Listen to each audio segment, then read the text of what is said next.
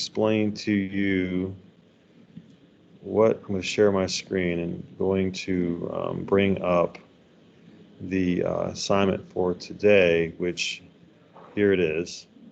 I had to handwrite it at the top here a little bit, but what we are going to be doing is you are going to be taking a penny or whatever coin you want to use, and you're going to be flipping it to determine, as you can see down here, you have the shape of the face, you have what kind of chin, what kind of hair, what kind of, you have a widow's peak or not, all these different features.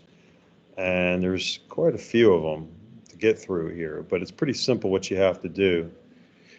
You take the coin and you will flip it. And if you get a heads, you're going to have a round face. You're going to have a round face for your face.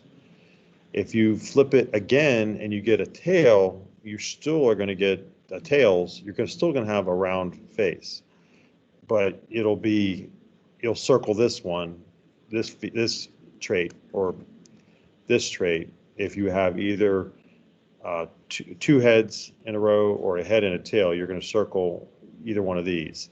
If you get two tails, you're not going to have a round face. You're going to have a square face. Okay, I'll do another one here. That's if you get two tails in a row. It's going to be recessive.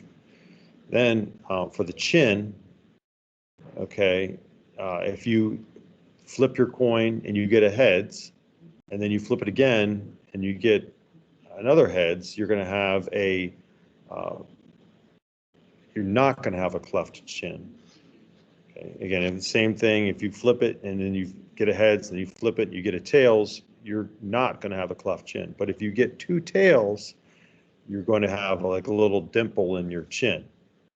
All right. Again, remember, this is not art class. So if your drawings aren't perfect, that's quite okay. I just want you to kind of get the sense of what each one of these, how kind of genetics works. This one would be homozygous dominant. This one would be heterozygous, and this one would be homozygous recessive. If the trait goes, that's what you need to know out of this, is that what each one of these, what that means.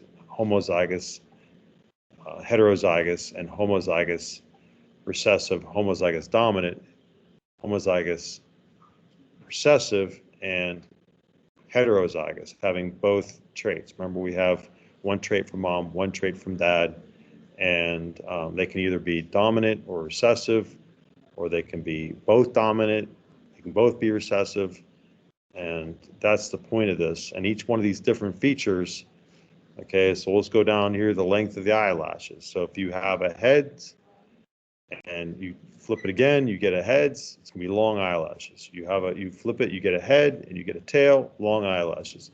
If you flip your coin, you get two tails, you're gonna have short eyelashes. So I think that I did three of them with you. Again, it's not art class. Draw your thing, and that should be good. Okay, all right, and that is it. And I'm going to hang up. All right, thanks, guys.